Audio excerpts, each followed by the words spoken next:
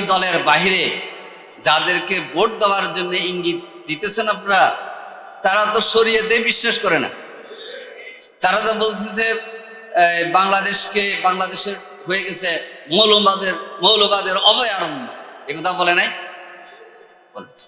আর আমরা যারা 1941 সাল থেকে ইসলামের নিয়ম কানুন অনুশাসন প্রতিষ্ঠা করার জন্য জীবন দিয়ে এসেছি, আলেম ওলামারা জীবন দিয়েছেন, 1 লক্ষ নেতা কর্মী জেল কেটেছে, 11 জন শিষ্য নেতা শহীদ হয়েছেন। সেই দলকে ভিন্ন দিকে তকমা দিয়ে পিছিয়ে রাখার সুযোগ মনে হয় এ দেশের মানুষ গ্রহণ করবেন। এজন্য আসুন, হ্যাঁ ভোটের ক্ষেত্রে আমরা আরো জাগ্রত ভূমিকা পালন করি এবং 2টা ভোট, হাতে গণভোটে হ্যাঁ, আর জাতীয় সংসদ নির্বাচনে আমরা 224টি আসনে দাঁড়িয়ে পেলাম। কত? 224টি আসনে দাঁড়িয়ে, 30টি আসনে শাপলা করে, 23টি আসনে রিক্সা, 10টি আসনে দেওয়াল গড়ি, 4টি আসনে ছাতা, 2টি আসনে ফুলকপি, 1টি আসনে নিজাম ইসলাম বই, আর 3টি আসনে ইগল মার্কা ভোট দিতে হবে। এটার নাম হচ্ছে 11 দলীয় নির্বাচনী ঐক্য।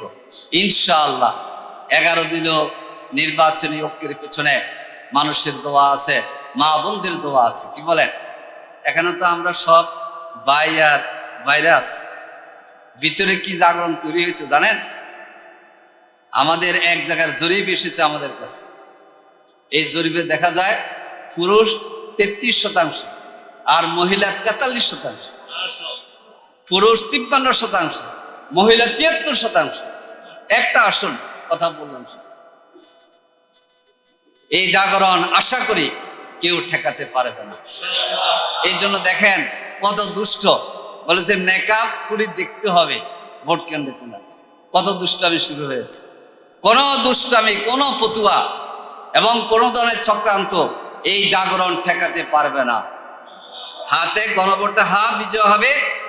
আর জাতীয় সংসদে 11 দলীয় নির্বাচনী ঐক্যের প্রার্থীরা বিজয় হবে। প্রয়োজন হচ্ছে স্টেজে যেসব ওলামায়ে দ্বীন বসে আছেন, বুজুর্গানের দিন, তাদের একটু দোয়া, আমাদের জন্য একটু চোখের পানি, আর শেষ সত্রে একটু কান্না, আপনাদের দোয়া, ইনশাআল্লাহ বিজয় আসবে।